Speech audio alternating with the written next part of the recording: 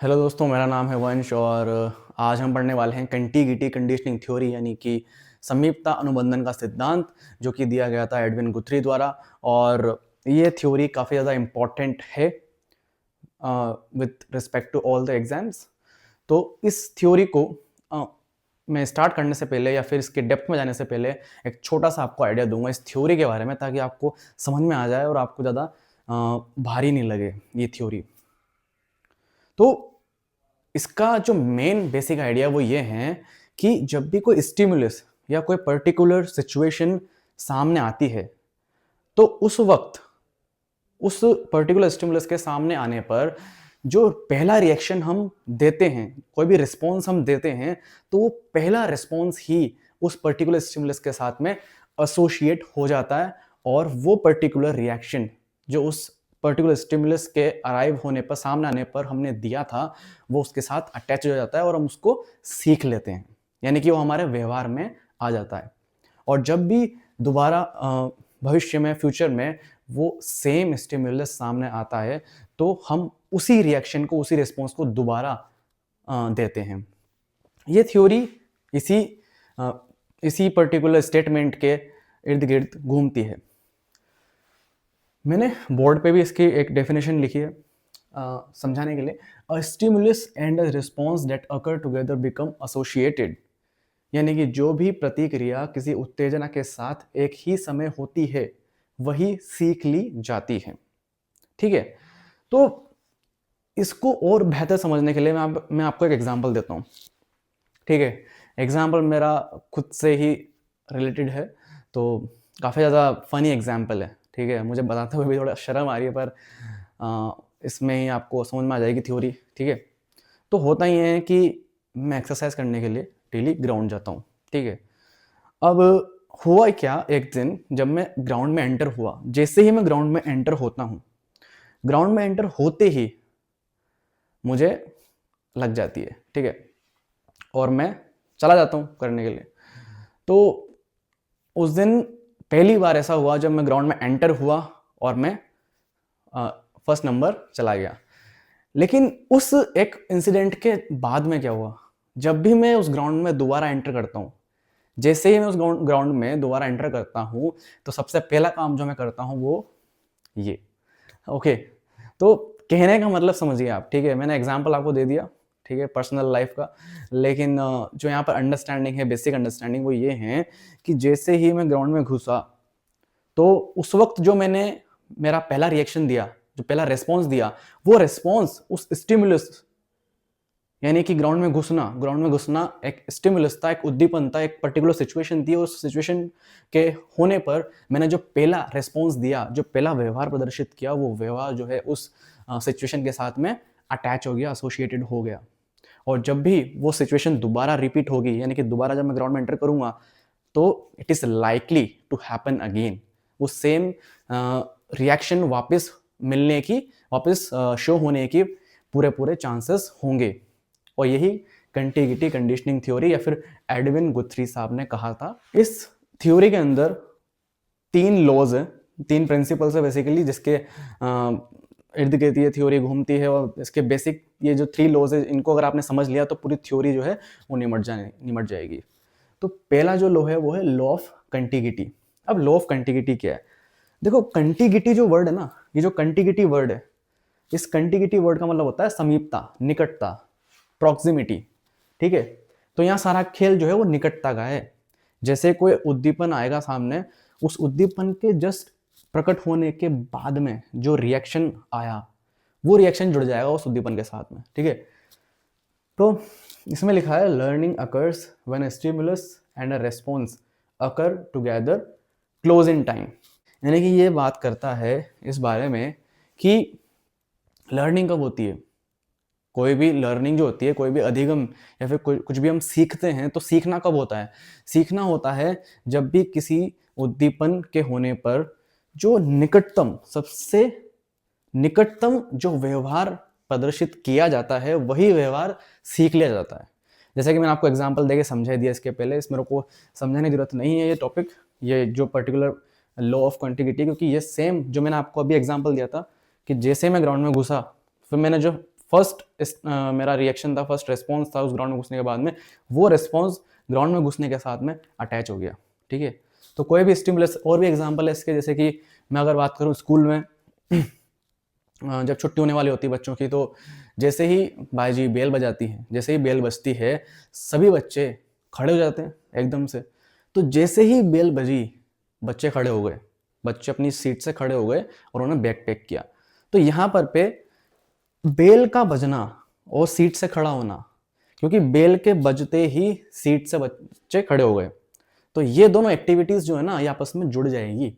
और जब भी दोबारा कभी बेल बजेगी तो पहला रिएक्शन जो होगा वो सीट से खड़ा होना होगा। तो दोस्तों बढ़ते हैं आगे इस थ्योरी के अंदर, और अब हम आ गए हैं दूसरे लॉ पे, यानी कि लॉ ऑफ रिसेंसी। हिंदी में इसको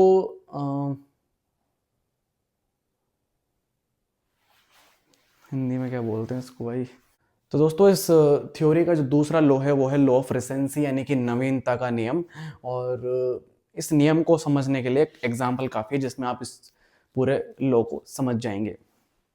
फ्रेंड्स जरा सपोज कीजिए कि आप रोजाना रात को सोने से ठीक पहले मोबाइल चला के सोते हैं, यानी कि मोबाइल चलाने की आपकी आदत है, सोने से ठीक पहले मोबाइल चलाना आपकी एक आदत है। तो आपने सोने से पहले व्हाट्सएप चलाया, यूट्यूब देखा, और फिर उसके बाद आपने इंस्टाग्राम चला करके और फिर आप सो गए। ठीक है, लेकिन सोने से ठीक पहले आपने इंस्टाग्राम चलाया था, इंस्टाग्राम पे आपने रील्स देखी थी सोने से ठीक पहले, और इंस्टाग्राम चलाने के ठीक बाद आप सो गए थे। अगले दिन जब आप वापस सोने जाएंगे तो सोने से ठीक पहले आप इंस्टाग्राम चलाएंगे, ऐसा ये नियम कहता है। ये नियम ये कहता है कि किसी भी स्टिमुलस के प्रेजेंट होने पर पे जो रिस्पॉन्स सबसे लेट होगा, यानी कि सबसे बाद में होगा, वो रिस्पॉन्स जो है उस स्टिमुलस के साथ अटैच हो जाएगा। यानी कि आपने जब सोने से पहले मोबाइल चलाया था, तो मोबाइल चलाते वक्त आपने लास्ट में इंस्टाग्राम चलाया था, सोने से जस्ट ठीक पहले आपने इंस्टाग्राम चलाया था, तो सोना और उससे पहले इंस्टाग्राम चलाना, ये दोनों चीजें आपस में एसोसिएट हो जाएंगी, जुड़ जाएंगी। ठीक है, यानी कि नवीनता का नियम ये कहता है कि last thing done in a situation is most likely to be repeated. ठीक है, सबसे आखिर में जो रेस्पॉन्स निकल के आया होगा उस स्टिमुलस पे, वो जो है सीख लिया जाएगा और वही रिपीट होगा बाद में जब भी वो स्टिमुलस प्रेजेंट होगा। यानी कि अब आप दोबारा अगले दिन आकर के सोने से पहले जरूर एक बार इंस्टाग्राम खोल के देखेंगे और फिर आप सोएंगे। और इसमें सपोज करने वाली कोई बात नहीं है, मैं श्योर हूँ कि आप ऐसा जरूर करते होंगे रोजाना। Law of single trial learning. ठीक है, law of single trial learning यानी कि एकल प्रयास का नियम। एकल प्रयास का नियम ये कहता है कि learning happens in one trial, repetition is not necessary. यानी कि रेपिटेशन की कोई जरूरत नहीं है, भाड़ में गए रेपिटेशन, कौन करे इतनी मेहनत, बार बार रिपीट कौन करे, बार बार प्रैक्टिस कौन करे, एक ही बार में एक ही ट्रायल के अंदर लर्निंग हो जाती है। यानी कि एक पर्टिकुलर स्टिमुलस के साथ जब एक रिस्पॉन्स जुड़ जाता है तो फिर लर्निंग वहाँ हो जाती है। उस बिहेवियर को दोबारा रिपीट करने से फायदा नहीं होगा। हालांकि रेपिटेशन से जरूर वो बिहेवियर, वो रेस्पॉन्स जो है वो स्ट्रेंथन होता है, लेकिन लर्निंग जो है उसके लिए केवल एक ट्रायल की जरूरत होती है। यानी कि एक बार उस स्टिमुलस के प्रेजेंट होने पर पे कोई रेस्पॉन्स हो जाता है, उसके साथ जुड़ जाता है, तो वो रेस्पॉन्स जो है उस स्टिमुलस के साथ हमेशा के लिए कनेक्ट हो जाएगा और रिपीटेशन की जो है वो ज़रूरत नहीं पड़ेगी। ये है एक सिंपल सा law of single trial learning. इसके लिए एक एग्जांपल भी मैं आपको दे सकता हूँ कि सपोज करो आप कॉफ़ी बना रहे हो, गैस के पास खड़े होके, स्टोव के पास खड़े होके आप कॉफ़ी बना रहे हैं, और कॉफ़ी बनाते वक्त आपके हाथ में था मोबाइल, उस वक्त भी आप चैटिंग करने में लगे हुए थे किसी के साथ, और गलती से आपका हाथ जो है वो गैस के पास चला जाता है और जो बाउल था उसका उस पर आपका हाथ जो है टच हो जाता है, जिसकी वजह से जो है आप को एकदम से झटका लगता है।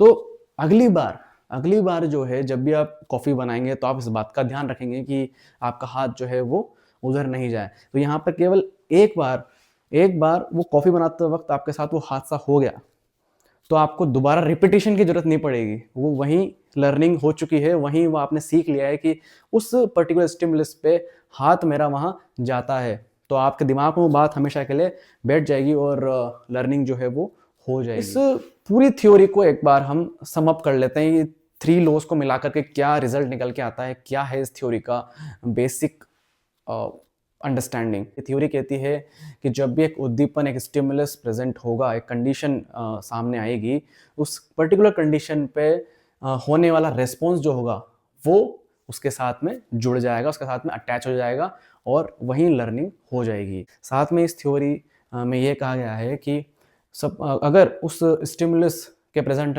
होने पर मल्टीपल रिस्पॉन्सेस अगर ऑर्गेनिज्म करता है, तो वो रिस्पॉन्स जो सबसे लेट किया गया होगा, सबसे आखिर में किया गया होगा, the most recent one will be connected with that stimulus. यानी कि जो सबसे आखिर का रिस्पॉन्स होगा वो कनेक्ट होगा उस स्टिमुलस के साथ, उस उद्दीपन के साथ में।